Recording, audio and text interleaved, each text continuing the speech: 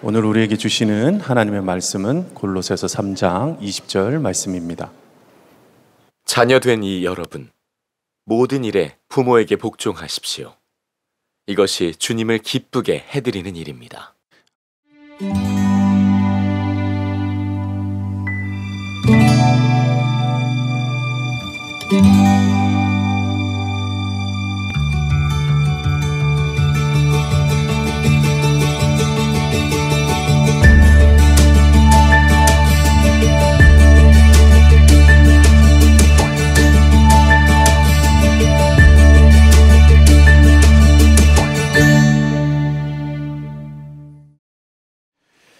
한자에 진보와 진부라는 단어가 있습니다. 비슷해 보이지만 전혀 다른 의미이지요. 진부하다라고 하면 여기서 진자는 무엇인가를 진열하다, 전시하다라는 의미고, 부자는 썩은 고기를 말합니다. 그래서 썩은 고기를 진열하는 어리석음을 진부함이라고 표현을 해요. 예전에 이제 고기가 귀했을 때에 고기를 사람들에게 자랑하면서 나 고기 갖고 있다라고 했던 그런 자랑이 시간이 지나면 고기는 상하고 썩고 냄새가 나죠. 그런 줄도 모르고 계속 그것을 자랑하는 것, 이것을 진부하다 이렇게 표현을 합니다. 여러분, 오늘 주제가 부모 순종인데 이 주제가 진부해 보입니까? 아니면 진보해 보입니까? 아니면 둘 다 아니라고 생각을 하십니까? 그래서 이제 진부하다라고 느낄 때 우리 이것을 극복하고자 참신한 것을 찾습니다. 참신은, 참은 우리가 참하다, 뭔가 잘라내다라는 뜻이죠. 그래서 무엇인가를 새롭게 하는데 참신을 씁니다. 그것을 통해서 진부하다라고 믿는 것입니다. 그러나 어떤 것이 단지 오래됐다라고 해서 진부한 것은 결코 아닙니다. 오히려 오래될수록 더 그 가치가 드러나는 것이 있고, 오랜 시간을 통해서 그 진실함과 그 중심에 숨겨진 것이 드러나고 존귀함이 드러나는 그런 것들도 분명히 있기 때문에 그렇습니다. 그래서 그런 것들은 지켜져야 함에도 불구하고 그것을 진부한 것으로 치부하여 오래되었던 귀한 전통마저도, 귀한 가치마저도 잘라내게 되는 그런 안타까운 일들이 벌어질 수 있다는 것이죠. 그런 점에서 부모 공경과 부모 순종은 과연 어떠할까요? 성경에 보면 말세가 되면 부모님을 순종하고 공경하는 것이 아니라 부모를 멸시하거나 또한 거역하는 것이 바로 이 세대의 특징이 될 것이라고 말씀을 합니다. 디모데후서 3장 2절에 사람들이 자기를 사랑하고 돈을 사랑하고 자랑하고 교만하고 비방하며 뭐가 있죠? 부모를 거역하는 것이 여기에 포함이 되어 있습니다. 감사하지 않고 거룩하지 않고, 이런 것들이 이 세대의 특징인데, 이제 이 말씀의 배경을 가만 보게 되면 이 누구를 가리키는 거냐면 단지 믿지 않는 사람, 그러니까 우리가 보기에는 안 믿는 사람이라고 보지만 이 문맥은 매우 종교적인 사람들을 가리킵니다. 그러니까 우리로 얘기하면 교회도 나가고 경건 생활을 하는 사람들 중에서 이런 특징을 가진 이들이 있을 수 있다라고 경고해요. 5절에 그들은 겉으로는 경건하게 보이나, 그러니까 신앙생활을 하는 것처럼 보여요. 그러나 경건의 능력은 부인하는, 그래서 그 앞에 모든 이 특징을 가지고 있는 사람들이 나타나게 된다는 겁니다. 그런 점에서 하나님을 진정 믿는 그 믿음과 부모님을 공경하고 순종하는 것은 연결되어 있다라고. 그래서 내가 하나님을 사랑한다고 하면서 부모님을 거역하거나 불순종한다면 뭔가 우리의 믿음을 다시 점검해야 된다는 것이 이 디모데후서의 문맥입니다. 물론 부모님에게 순종하라고 하면 상처를 받는 분들도 있죠. 왜냐하면 그 부모님이 혹은 아버지가 폭력을 행사하거나 감금하거나 그렇게 자녀를 학대하는 부모님들도 있기 때문에 그래요. 실제로 몇 주 전에도 그런 분을 만났어요. 자기를 감금하고 나가지 못하게 하고 학대하는 그 아버지 때문에 참 많은 이 가정에서 자녀들이 고생하고 있다라고 하는 그 이야기를 들으면서 얼마나 마음이 아팠는지 모릅니다. 또한 부모로서 자녀를 위한다고 하지만 사실상 그 자녀가 거짓말하게 하고 속이게 해서 그 자녀가 잘 되게 하겠다고 한 것이 실은 죄를 짓게 만드는 뭐 그런 경우도 가끔 종종 있게 됩니다. 또는 종교 문제로 집안의 종교는 하나여야 한다라고 해서 예수님을 못 믿게 한다거나 교회 나가지 못하게 하는 부모님들도 있기 때문에 그런 부모 순종에 대한 말씀을 하면 마음에 아프고 상처가 되고 어떻게 그런 부모님을 순종할 수 있냐 이렇게 말씀하신 분들도 있다는 거예요. 심지어는 부모님이 타인에게 손해를 끼치라고 명령하는 경우도 있습니다. 예를 들어서 사무엘상 19장에 보면 사울이 요나단에게 이런 얘기를 하죠. 사울이 그의 아들 요나단과 그의 모든 신하에게 다윗을 죽이라고 말합니다. 사울이 아들을 위해서 한 말인 것처럼 보여. 왜냐하면 다윗은 바로 이 요나단의 강력한 경쟁자입니다. 자신의 경쟁자이면서 결국에는 이 다윗 때문에 자신의 왕위를 요나단에게 물려주지 못할 수도 있어요. 그래서 그 다윗을 죽이라고 명하죠. 악한 명령입니다. 그런데 사실 요나단 입장에서는 정치적으로 보면 그가 그 자신의 유익을 생각하면 다윗을 제거하는 것이 본인의 지금 왕자의 입장에서는 굉장히 유리한 것이죠. 그러니까 이 아버지의 명령은 비록 죽이라는 명령이지만 본인에게는 굉장히 유익이 될 수 있는 명령이에요. 여러분 어떻게 하시겠어요? 아시다시피 요나단은 그 명령을 거역합니다. 부모를 거역하는 거예요. 아버지의 명령을 거절합니다. 오히려 다윗을 치켜 세우죠. 다윗이 얼마나 좋은 장수인 줄 압니까? 그러면서 다윗을 세우지만 끝까지 사울이 죽이려고 하니까 이제 이게 다윗을 탈출시켜서 보내게 살려주게 됩니다. 부모님에게 순종하라는 것은 부모님의 폭행이나 악행 그리고 또한 그런 악한 명령에도 순종하라는 뜻은 결코 아닙니다. 왜냐하면 우리의 최종적인 권위는 부모님이 아니라 바로 하나님에게 있기 때문에 그래요. 그래서 어떤 명령이 충돌을 하게 되면 이것이 정말 하나님 보시기에도 옳은 것인가를 분별할 수 있어야 합니다. 사도행전 4장 19절 말씀에 이렇게 되어 있어요. 그때에 베드로와 요한은 대답하였다. 하나님의 말씀을 듣는 것보다 당신들의 말을 듣는 것이 하나님 보시기에 옳은가를 판단해 보십시오. 그러니까 그런 경우에는 하나님의 말씀을 따라야 되는 것이죠. 충돌을 하게 되면 따라야 됩니다. 하지만 많은 경우에 사실 부모님께서 자녀들에게 하신 말씀이 자녀가 잘못대로 하신 말씀이겠습니까? 그러니까 부모에게 순종하는 것은 마땅한 것입니다. 하지만 이 시대가 점점 그렇게 가고 있지 않습니다. 말씀드린 대로 말세에 가면 갈수록 부모님을 거역하고 거스르는 것이 아주 일반화되어지는 시대에 우리가 접어들고 있어요. 우리가 포스트 모던이라고 하는 이 표현을 쓰는데 어려운 단어지만 이런 겁니다. 절대 진리는 없다라는 거예요. 모든 것이 상대적이다. 그러니까 본인이 원하는 걸 취하면 된다라고 하는 것이죠. 그러니까 절대 진리를 주장하지 말라는 거예요. 근데 흥미로운 것은 절대 진리를 주장하지 말라라고 하는 그 주장 자체도 또 절대적인 진리 주장입니다.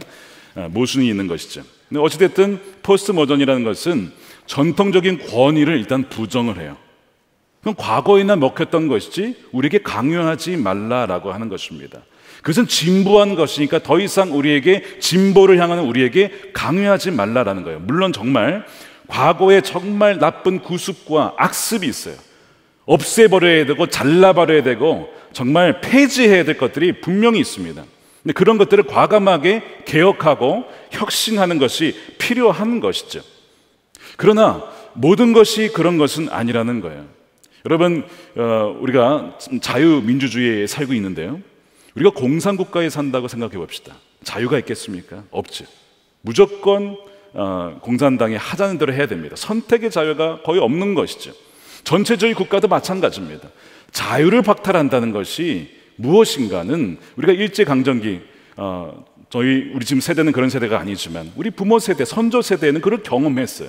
그러니까 이 자유를 지켜낸다는 것이 얼마나 중요한지 또한 6.25 전쟁을 통해서 우리가 지키고자 한 것은 바로 그 자유였던 것이죠. 그럼에도 불구하고 이 자유가 참 귀하지만 이 자유 안에는 상당히 위험한 요소도 동시에 내포되어 있습니다. 내가 자유롭게 선택하지 않은 것에 대해서는 거부하려는 성향이 우리 모두에게 여러분 있죠. 내가 선택한 것이 아니면 책임을 지지 않거나 내가 선택한 것이 아니면 나는 받아들이지 않겠다라는 것이 우리가 기본적으로 갖고 있는 성향이고 지금의 세태입니다. 그래서 선택권을 주는 것을 굉장히 좋아해요. 여러분 선택권이 없다. 여러분 좋아하십니까? 싫어하시죠. 다 싫어할 겁니다. 저도 마찬가지예요. 적어도 둘 중에 하나는 고를 수 있는 자유를 줘야 되죠. 무조건 이거 외에는 없다라고 하면 어떤 느낌이 들어요? 뭔가 무시한 것 같고 자율권을 박탈한 것 같고 그런 마음이 들잖아요. 그러니까 이 젊은 세대일수록 더더욱 이 선택권과 자유를 보장받는 것에 대해서 굉장히 민감한 것입니다. 너무나 좋은 것이고 귀한 것인데 여기에 무슨 위험성이 있을까? 제가 예를 한번 들어보겠습니다. 미국에서 2018년도에 지금도 이런 시위가 계속 있는데요. 비건 시위가 있었습니다. 비건은 누구시냐면 고기를 드시지 않는 분인데 그 정도가 아니고 동물에게서 나오는 그 어떠한 것도 예를 들면 치즈나 그다음에 계란도 먹지 않는 분들이에요. 그러니까 자신의 어떤 건강을 위해서 양심을 위해서 동물을 학대하거나 이런 것들을 거부하는 그런 분들이시죠. 여러분들이 이제 시위를 하는 겁니다. 정육식당에서 이런 얘기를 하는 거예요. 고기는 음식이 아니다, 폭력이다라는 거예요. 실제로 기업들 중에 이 동물들을 아주 좋지 않은 환경 속에서 몰아넣고 양식 이제 키운 다음에 도축을 하는 그런 기업들이 있어요. 근데 그런 기업을 이제 비판을 하는 것입니다. 비윤리적인 방식으로 사육하는 악독 기업들이 있기 때문에 그래요. 이 항의자들의 피켓에 이렇게 쓰여 있었습니다. 죽고 싶어하지 않는 그 누구도 절대 죽여서는 안 됩니다. 그러니까 동물들의 그 죽임에 대한 그 거부를 표현하는 것이죠. 여러분, 이 말씀 그대로 보면 이것이 어디에 있는 말씀이에요? 십계명 말씀이죠. 살인하지 말라. 물론 사람만이 아니라 동물에 대한 부분도 생명의 존중 사상을 반영하게 된다면 그렇게 얘기할 수 있는 부분입니다. 그래서 이들은 동물도 삶과 생명을 선택할 자유가 보장되어야 된다, 이제 이런 주장을 하시는 것이죠. 그때 취재를 하던 기자가 그렇게 시위를 하던 대부분이 여성분들이신데 여성에게 이렇게 질문을 했어요. 그렇다면 낙태도 반대하십니까? 그랬더니 대답을 회피하더랍니다. 왜 회피를 할까요? 태아는 생명이 아니라고 보는 것일까요? 분명 죽이면 안 된다, 죽임을 원치 않는 생명을 죽여서는 안 된다라고 외치는데 낙태는 어떻게 생각하십니까? 라고 했을 때 거기에 답을 못하는 거예요. 근데 여기에는 무슨 문제가 있냐면 동물은 동물이고 이 자신에게 생긴 이 생명은 내가 원치 않으면, 즉 내가 선택한 것이 아니면 뭐 할 수 있어요? 죽일 수 있다. 라는 자유가 있다는 겁니다. 이것이 자유 안에 내재된 굉장한 모순이자 위험이라고 하는 거예요. 분명히 생명이 소중하다고 얘기를 했지만 동물의 생명은 중요한데 과연 태아는 중요하지 않다는 것일까요? 그렇지는 않겠지만 그것이 나에게 선택권이 없이 주어졌을 때에는 나는 거부할 자유가 있다라고 하는 주장, 여러분은 어떻게 생각하십니까? 이것이 정말 성경이 말하고 있는 자유일까요? 상상만 해도 좀 불경한 생각이지만 죄송하지만 한번 들어보십시오. 마리아가 갑자기 임신을 했어요. 생각지도 못한 임신입니다. 계획도 없던 일이 벌어졌어요. 자기 인생 이제 끝났다라고 생각할 수도 있었습니다. 얼마나 두려웠는지, 어찌 내게 이런 일이 일어날 수 있습니까? 라고 할 정도로. 만일 마리아에게 선택권을 주었다면 어떻게 했을까요? 너가 나을 수도 있고 아닐 수도 있는데 너 어떻게 할래? 라고 했을 때 선택권이 주어졌다면 그 뒤는 생각하고 싶지 않은데요, 감사하게 마리아가 어떻게 합니까? 말씀대로 내게 이루어질 것입니다. 그렇게 그가 그를 받아들이고 결국 예수님께서 태어나시게 되죠. 인간의 자유의지는 하나님의 형상대로 지음받은 인간에게 부여된 아주 고유하고 귀한 능력이에요. 하나님이 주신 권한입니다. 그래서 인간은 억압이 아니라, 정말 어떠한 억압과 통제가 아니라 자유롭게 선택해야 될 권리를 하나님께서 우리에게 주신 거예요. 문제는 뭐냐면 하나님을 떠난 인간에게 주어진 자유는 마치 양날의 검과 같다는 것이죠. 그것이 생명을 살릴 수도 있지만 얼마든지 죽이는 데 쓰일 수도 있다는 데 문제가 있는 거예요. 이 자유가 어느 정도까지 확대가 되었냐면요, 자, 선택할 수 없었던 것들마저도 선택하고 싶어하는 걸로 바뀌게 됩니다. 지금 뭐가 있을까요? 여러분, 선택할 수 없는 것이 뭐가 있을까요? 성별이죠. 남성과 여성은 우리는 태어난 겁니다. 그런데 나는 선택하지 않았다 이거예요. 나는 남성으로 태어났지만 나는 여성으로 태어나기를 원했다 이거예요. 자, 그러면 어떤 시대가 된 거예요? 이제는 선택할 수 있다. 나는 여성으로 태어났지만 난 여성 싫다. 난 남성으로 살아가고 싶다. 그럼 남성으로 살아가라 이거예요.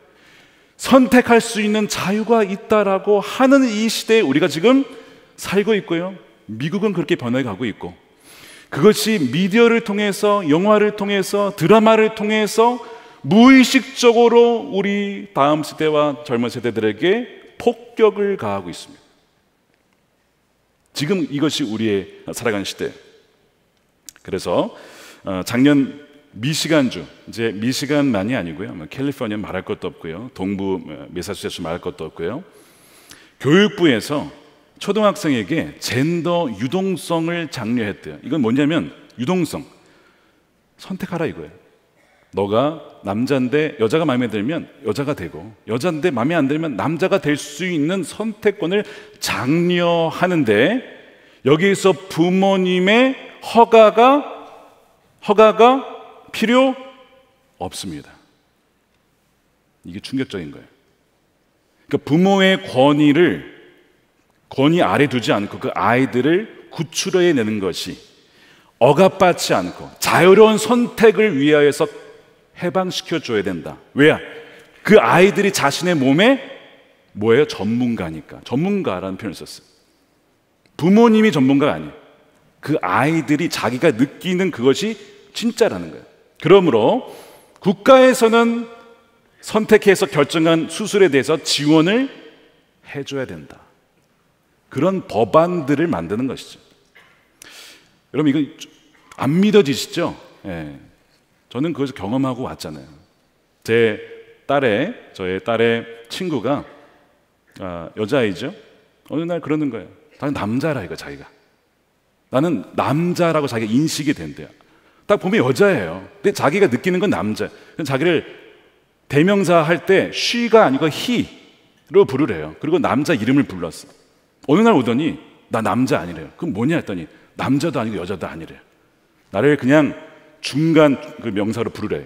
그러다가 또 그것도 또 너무 그렇다. 막 계속 바뀌는데, 제 딸이 그 얘기를 들으면서 너무 아픈 마음으로 기도 요청을 그래서 제가 알게 됐어요.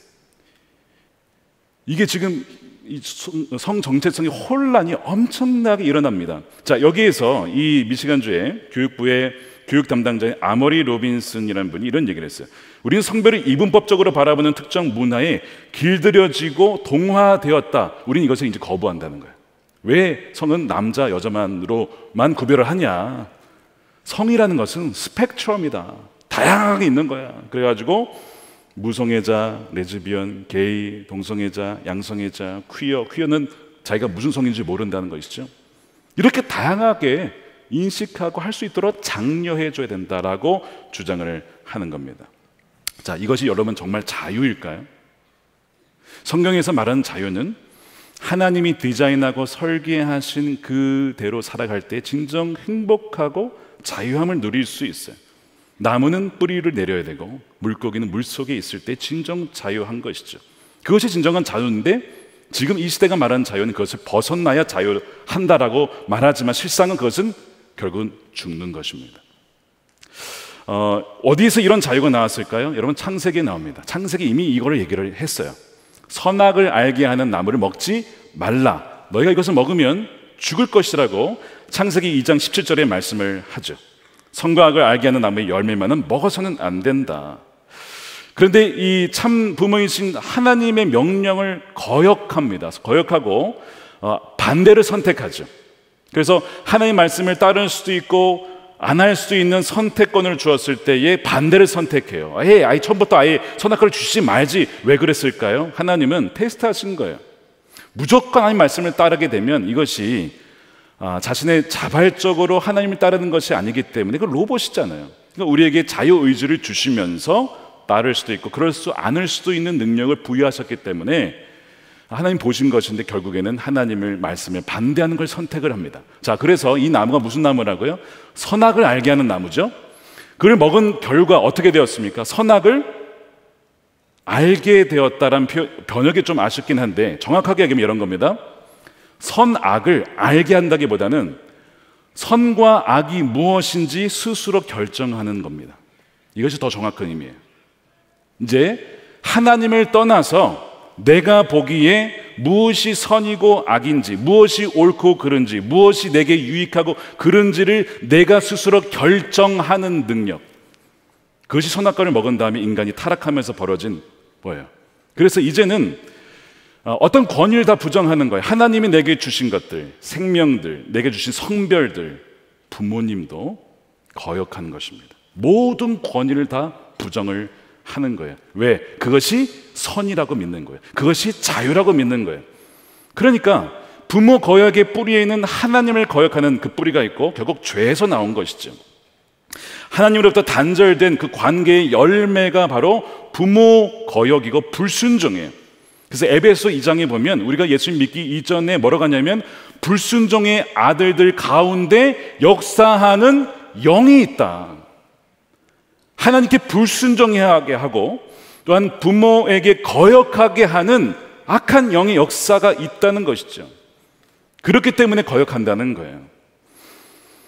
그래서 이제 이 흐름에서 보게 되면 부모님에게 순종하라는 명령은 이 세태, 말씀이든 부모님이든 거역하는 이 세태하고는 완전 충돌을 하게 되는 겁니다. 정면 승부를 하게 되는 거예요. 흐름이 이렇게 가는데 다 따라가고 있다가 갑자기 부모에게 순종하라 하게 되면 이걸 거스르게 되는 거거든요. 여러분, 물살이 엄청 강하잖아요. 지금 정말 성령에 의해서 말씀에 뿌리 내리지 않고서는 이 흐름을 이겨낼 수 있겠습니까? 특별히 다음 세대가요. 가정에서, 교회에서 이 아이들을 기도해주며 지켜주며 정말 성령과 말씀으로 완전히 변화되어 사지 않으면 이 세대를 거스른다는 것은 거의 불가능한 것입니다. 그냥 휩쓸려 가는 거예요. 다 이렇게. 이것이 우리가 지금 처해 있는 상황이에요. 근데 이거를 모르고 부모님들이 자녀를 양육한다고 해서 자유롭게 양육한다고 하면서 그 아이들에게 자율권을 과도하게 줌으로써 나중에 돌아오는 것은 뭘까요? 부모를 거역하는 부메랑으로 돌아오게 됩니다. 하나님을 부정하는 부메랑으로 돌아오게 된다는 것이죠. 그러니까 이것이 자유 안에 담겨져 있는 굉장한 위험성, 너무나 존귀하고 하나님 우리에게 주신 특성이고 하나님의 형상임에도 불구하고 왜곡되었을 때에 이런 식으로 이 자유가 인간을 파괴시킬 수 있다는 것입니다. 자, 여기에서 이 부모 순종은 분명 세태를 거스르는 행위죠. 자, 오늘 말씀 골로새서 3장 20절 말씀을 함께 다시 읽어보겠습니다. 개정판으로 읽겠습니다. 시작.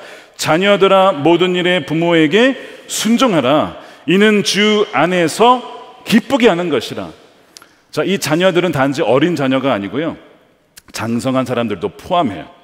모든 일에 부모에게 순종하라. 이 순종하라는 이 단어 휘파쿠오라고 하는 것은 누구누구 아래에서 경청하여 듣다라는 의미를 갖고 있습니다. 그러니까 지금 이 세태, 모든 권위, 전통적인 권위든 자기 마음에 들지 않으면 거절하는 이 시대 속에서 누구 밑에서 듣는다, 이거는 정말 뭐예요?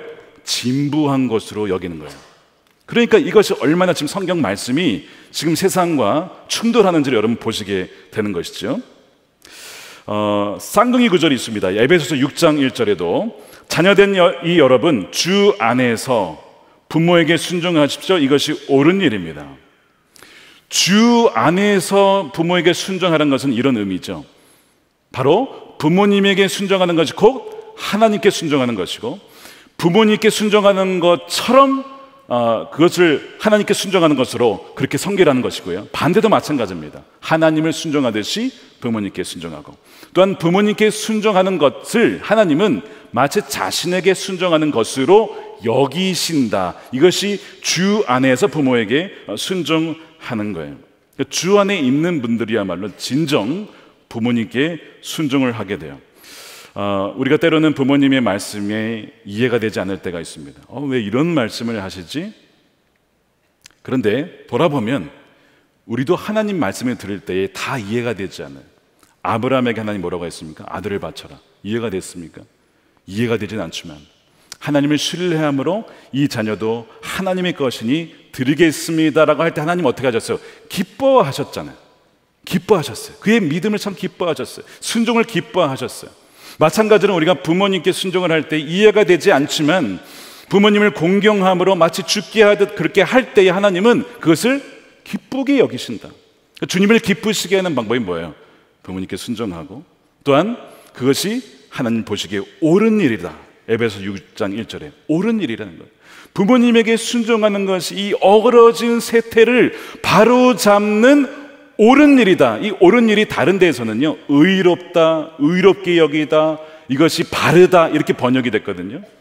그러니까 지금 무너진 이 질서를 회복함에 있어서 부모 순종은 마치 하나님께 순종하는 이 구조를 회복하는 것이기 때문에 이것이 마치 옳은 일이다라고 주님은 말씀을 해요. 그래서 부모님께 순종하는 것은 진부한 것이 아니라 진보하는 것입니다. 왜 진보냐?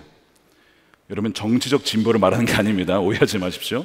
여러분, 진보라는 의미가 단지 변화를 말하는 게 아니에요. 진보를, 우리가 정의를 내릴 때 우리가 가야 될 목적지를 향해서 점점 다가간다는 것을 진보라고 표현합니다. 이해하시죠?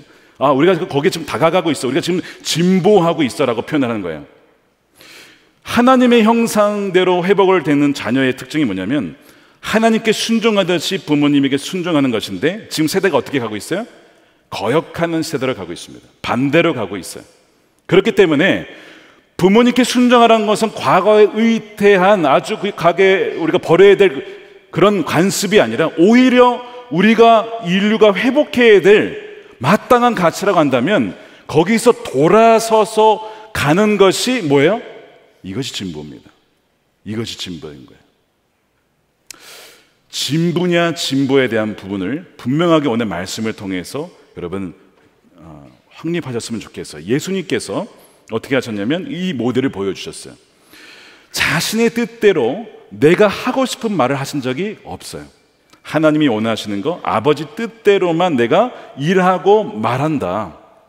내 뜻대로가 아니라 아버지의 뜻대로 되게 하여 주옵소서. 겟세마네 기도도 그것이었죠.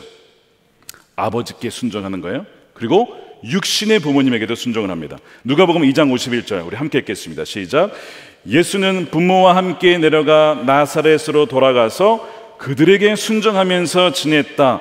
예수의 어머니는 이 모든 일을 마음에 간직하였다. 그러니까 예수님은 참된 부모님이신 아버지이신 하나님에게도 순종하시고 육신의 부모님에게도 순종하셨어요. 육신의 부모님은 완벽해서요? 아니요, 완벽하지 않지만 공경하는 마음으로 부모님께 순종함으로써 바로 그 하나님의 그 형상을 보여주신 바로 그것이 바로 예수님의 순종이었습니다.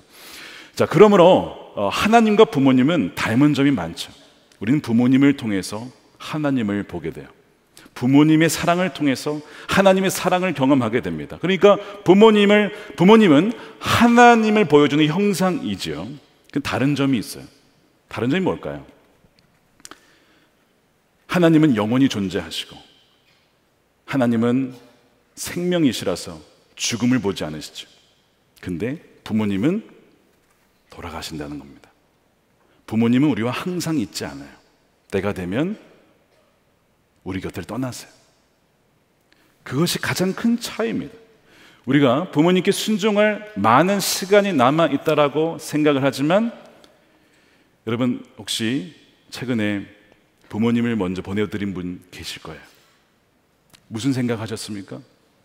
더 잘해드릴 걸, 더 사랑해드릴 걸, 부모님께 더 순종할 걸 후회하지는 않으셨습니까? 왜 그러냐면 더 오래 살 줄로 생각을 하지만 언제 가실지는 아무도 몰라요. 여기서 자녀들이 많은 실수를 하게 되는 거예요. 저도 마찬가지. 우리 부모님이 살아계시지만요, 저희 부모님이 언제 가실지 모르잖아요. 그러니까 살아계실 때 순종하고 공경하고 더 사랑해야지라는 다짐을 합니다. 그런데 상당수의 많은 자녀들이 여전히 부모님의 마음을 속썩입니다. 부모님들이, 특히 믿는 부모님들이 가장 눈물을 흘리게 하는 것이 뭘까요?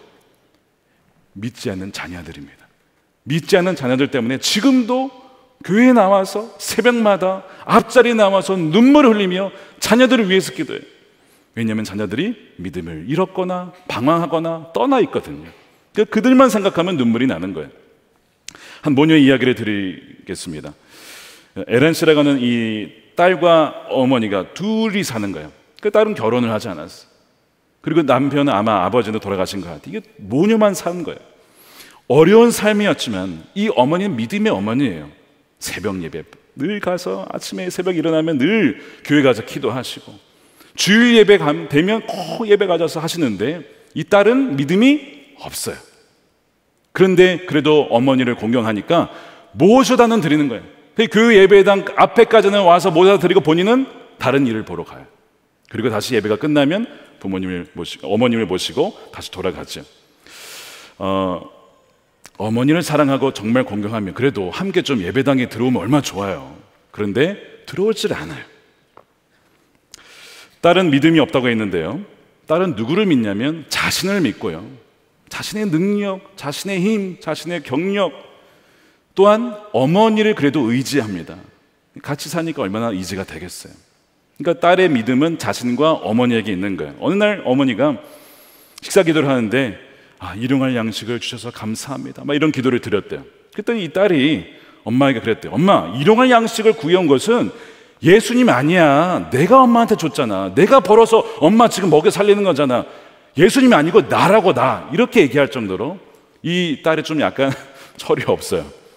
그렇게 엄마에게 사는 거예요. 이 어머니는 집에 계시면 늘 이 설교 영상 보시고, 또 이 오디오 말씀을 들으시고, 또 그 유선 채널에 보면 계속 그 예배만 나오는 채널 있잖아요. 왜? 그걸 계속 보시는 그 어머니예요. 그런데 한 번도 자녀에게, 딸에게 신앙을 강요하지는 않으시는 거예요. 그런데 그날이 왔어요. 무슨 날이죠? 어머니의 마지막 날. 근데 이 날이 예고 없이 온다니까요. 그날도 그냥 자기는 아침에 일찍 일어나서 운동 가고, 어머니는 새벽 기도를 가셨어요. 열심히 운동을 하고 있는데 소식이 왔어요. 저는 연락이 왔어요. 무슨 어머니가 돌아가셨어요. 기도를 드리시다가 인사도 못한 거예요. 작별 인사도 못했어요. 너무나 충격적인 어머니의 죽음에 너무나 슬퍼하면서 장례를 치르게 됩니다. 어머니의 유품이 많지는 않지만 가장 대표적인 게 뭐가 있을까요? 성경책이죠. 성경책을 정리를 하다가 딱 들었는데 뭐가 툭 떨어져요. 맨 앞에 있었던 종인데 기도문이에요. 어머니의 기도문이 있었어요. 빼곡하게 써내려간 기도문이에요. 기도문의 첫머리는 이렇게 시작합니다. 주님, 못난 저를 용서해 주시옵소서. 당신께서 사랑하시는 제 딸 아이를 아직도 당신 앞으로 인도하지 못하고 있는 이 죄인을 용서해 주십시오. 어머니가 딸에게 신앙을 강요하지 않았다고 했죠. 강요하진 않았지만 이 어머니는 딸을 위한 기도를 단 하루도 놓치지 않고 있었어요. 자기들 그 운동할 때 어머니 뭐 하고 있었어요? 예배에 나와서, 새벽기도 나와서 그 딸을 위해서 가장 먼저, 모든 기도의 가장 우선순위, 자녀를 위한, 딸을 위한 기도였던 것이죠. 근데 그것도 모르고 어머니의 마음 헤아리지 못한 채 우리가 그렇다고요. 자녀들이 그렇다고요. 어느덧 부모님과 작별을 인사도 못하고 보낼 수도 있어요. 그 어머니 뭐라고 기도했을까요? 주님, 이 딸이 주님 앞에 서기를 간절히 원합니다. 이 자녀가 예수님을 믿기를 원합니다. 분명히 그렇게 기도했겠죠. 혹시 오늘 이 자리에 억지로 끌려오신 분 계십니까? 부모님한테 잘 보이려고, 혹은 온라인에서도 어쩔 수 없이 부모님 때문에 오신 분 계세요? 부모님께 잘해드릴 수 있는 방법이 있죠. 용돈도 드리고, 여행도 시켜드리고, 맛있는 것도 사드리고, 너무 좋은 것이죠. 근데 믿는 부모님에게 가장 좋은 선물이 뭘까요? 자녀들이 예수님 잘 믿는 겁니다. 예수님과 동행하는 거예요. 그것보다 귀한 선물은 없어요. 근데 그거를 의외로 자녀들이 몰라요. 그래서 지금도 신앙 없이 그렇게 살아가는 많은 자녀들이 있다는 것입니다. 어제 이제 본당에서 바로 여기에서 가정을 위한 기도 카드를 써서 이제 이벤트였죠. 한 600카드가 모였어요. 그래서 받아가지고 아내와 함께 하나하나 읽어가면서 기도를 하는데요. 뭐 어린 자녀들을 위한 기도도 많았고 장성한 자녀들을 위한 기도도 여러분 굉장히 많았습니다. 그 중에 한 카드가 기억이 나는데요. 이분이 연세가 많으신 갈렙 교회이십니다. 손이 떨리셨던 것 같아요. 이 글자가 다 떨리는 손으로 글자 기도 제목을 다 쓰셨어요. 그 많은 기도 제목에 보니까요, 첫 번째 뭐가 나왔을까요? 뭘 것 같으세요, 여러분? 자녀입니다. 부모님은 항상 첫 번째가 자녀예요. 자녀를 위해서, 자기 자녀를 위해서, 사위를 위해서, 손주들을 위해서 그 떨리는 손으로 하나하나 이름 다 적어가면서 기도 제목을 다 쓰셨더라고. 그리고 제일 마지막에 자기의 기도 제목 하나 쓰는 거예요. 이 손이 많이 떨리는데 이것 좀 치유해. 짧게, 나머지 대부분은 다 자녀 기도입니다. 이거를 자녀들이 알까요? 모를지도 몰라요. 목회를 하다 보니까 참 많은 부모님이 신앙 떠나 있는 자녀 때문에 많이 우신다는 것을 보게 됩니다. 근데 그런 믿음이 있어요. 그런 부모님을 만나면요, 이 부모님에게 자녀에 대한 믿음이 있습니다. 무슨 자녀에 대한 믿음이 있냐? 이런 겁니다. 하나님, 이 아들이, 이 딸이 지금은 하나님을 떠나 있지만 반드시 돌아올 줄로 믿습니다 라고 하는 믿음이 있어요.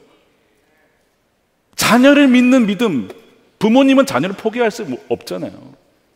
지금은 떠나 있지만 분명히 돌아올 겁니다.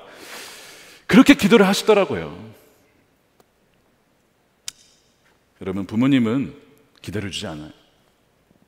작별을 인사 안 하고 가십니다. 만약에 할 수 있다면 정말 축복이에요. 그런데 많은 경우 위급합니다 가면 돌아가신 경우가 상당히 많아요. 임종 예배 드리는 경우가 거의 흔하지가 않습니다. 열에 한두 번 정도예요. 대부분 그렇게 못하고 헤어지는 거예요. 나중에 순종하겠다고, 나중에 잘하겠다고 늦는 겁니다. 더 늦기 전에 사랑하는 여러분, 우리 부모님을 사랑하고 더 사랑하고 우리 존경하고 순종했으면 좋겠어요. 그것이 바로 하나님의 형상을 회복하는 자녀의 모습입니다. 이 거역한 세대, 폐역한 세대에 얼마나 많은 부모님들이 마음이 아파하고 있는지 몰라요. 이 시간 정말 하나님의 은혜로 말미암아 하나님의 모든 자녀들이 하나님을 경외하고 사랑함으로, 또 하나님께 순종함으로, 우리 부모님의 말씀에도 순종함으로 모든 가정이 그 하나님을 경외하는 가정, 오직 하나님만 섬기는 가정이 되는 그 회복의 은혜를 누리는 여러분들의 가정이 되시기를 주님의 이름으로 축원드립니다. 이 시간 함께 우리 기도하겠습니다. 이 시간 기도할 때에 여러분들이 부모님이라면 여러분들의 자녀를 위해서 기도했으면 좋겠습니다. 자녀 안에 하나님을 경외하고 하나님께 순종하는 믿음을 주시옵소서. 그리하여 부모님에게도 순종하는 자녀가 되게 하시고, 여러분들이 자녀라면 부모님을 위해서 기도해 주세요. 부모님의 끝까지 믿음을 갖고, 혹시 믿음이 없으시다면 하나님을 알아갈 수 있도록 기도해 주시고, 혹시 부모님을 먼저 떠나 보내셔서 부모님이 계시지 않다면 여러분들의 자녀가 또한 그러한 신실한 자녀가 될 수 있도록 이 시간 기도했으면 좋겠습니다. 그리스도의 형상으로 회복되게 하여 주옵소서. 우리 함께 동성으로 기도하겠습니다. 하나님 감사합니다. 주님, 하나님의 형상이 온전히 회복되기를 원합니다. 그리스도의 형상이 회복되기를 원합니다. 간절하게 바라며 원하며 기도하였던 하나님, 우리 부모님의 기도가 있습니다. 자녀를 향한 포기하지 않는 그 믿음, 하나님을 신뢰함으로 온 가정이 구원을 받을 것이라고 하는 굳건히 믿는 그 믿음 우리 부모님들에게 있습니다. 주여, 우리 자녀들이 불순종하여 다시 멋대로 살아갈 너무나 많은 세월들이 있습니다. 주여, 기억하게 하시고 우리를 하여금 진실로 아버지 앞에 엎드리며 하나님께 순종하며 부모님께 순종하며 그렇게 오늘 나갈 수 있는 우리 모든 가정들이 될 수 있도록 주님 인도하여 주시옵소서. 회복케 하시고 우리 변화시키시는 은혜, 돌아가게 하시는 은혜, 회개와 아버지 변화를 통하여 하나님이 설계하신 아름다운 그 모습을 회복해 나갈 수 있도록 하나님이 인도하여 주시옵소서. 하나님 찬양합니다.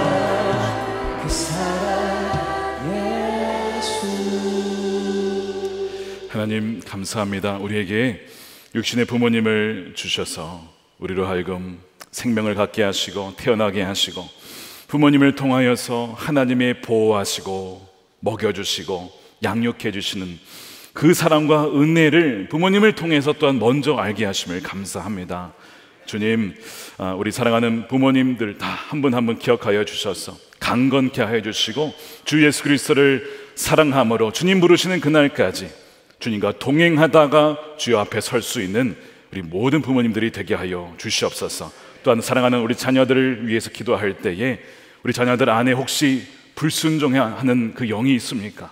주여 악한 역사로 말미암아 거역하는 영이 있습니까? 주여 모두 예수 그리스도의 이름으로 떠나가게 하여 주시고 순종하는 주의 성령을 충만하게 부어 주시옵소서. 그리하여 하나님을 경외하고 순종함으로 부모님을 경외하고 공경하며 순종하는 정말 하나님만을 섬기는 아름다운 이 가정의 놀라운 모습이 회복될 수 있도록 주여 역사하여 주시옵소서.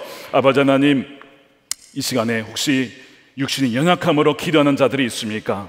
성령으로 역사하여 주셔서 성령의 또한 크신 능력과 보혈의 능력으로 말씀하여 주시고 덮어주셔서 그 모든 연약함이 치유되게 하여 주시고 사랑하는 부모님과 자녀를 위해서 치유를 위해서 기도하는 그 간구한 기도에 주여 응답하여 주시옵소서. 이 시간에 귀한 것을 구별하여 주님께 올려드립니다. 10의 1조로 감사헌금으로 건축헌금으로 구제헌금으로 주님께 올려드리며 우리의 몸과 마음과 우리의 삶을 주님께 드리오니 주님이 기뻐하시는 일에 마음껏 사용하여 주시옵소서. 그리고 하나님 홀로 영광받아 주시옵소서. 이 패역한 세대, 하나님과 말씀을 거역하는 이 시대 가운데 하나님 순결한 정말 진리와 성령에 사로잡힌 다음 세대와 거룩한 세대를 일으켜 주시옵소서. 그들을 통하여 이 나라가 하나님을 경외하는 나라가 되게 하시고 남과 북이 복음으로 속히 통일되고 하나 되는 놀라운 은혜와 그 은혜의 해를 보게 하여 주시옵소서. 막혀있던 모든 복음의 문이 땅끝까지 활짝 열려서 아버지 하나님 주 예수 그리스도 다시 오시는 그날을 우리 모두가 목도할 수 있도록 어느 한 명도 이 은혜의 사각지대에 빠지지 않도록 건져주시고 보호하여 주옵소서. 감사하며 우리 주 예수 그리스도의 이름으로 기도드립니다. 아멘. 다 같이 일어나셔서 우리 그 사랑 찬양하겠습니다.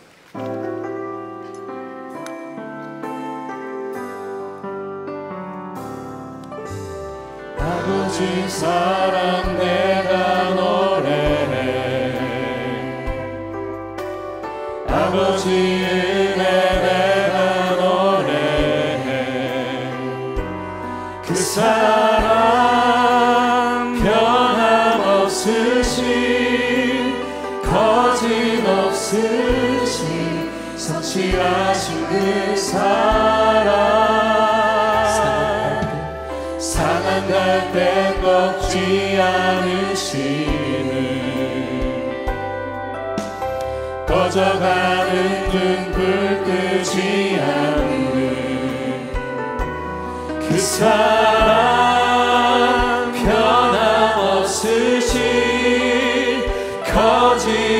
거짓없으신 성실하신 그 사랑 두 손 들고 찬양합니다. 그 사랑 날 위해 죽으신 날 위해 다시 사신 예수 그리스도 다시 오실 그 사랑 죽음도 생명도 천사도 하늘의 어떤 권세도 끊을 수 없는 영원한 그 사랑 예수 찬양합니다. 그 사랑 날 위해 주신 날 예수 그리스도 다시 오실 그 사랑 죽음도 생명도 천사도 하늘의 어떤 권세도 끊을 수 없는 영원한 그 사랑 예수. 기도하겠습니다. 이제는 우리의 영원한 생명 되시고 구원자 되신 예수 그리스도의 크신 은혜와 아버지 하나님의 풍성하시고 자비하신 사랑하심과 성령님의 감화 감동 교통케 하심이 하나님의 형상을 회복하는 자녀로 살아가기로 주님께 나아가는 사랑하는 우리 모든 성도들과 저들의 일터와 가정과 사랑하는 자녀들 가운데 영원히 함께 하시기를 간절히 축원하옵나이다. 아멘.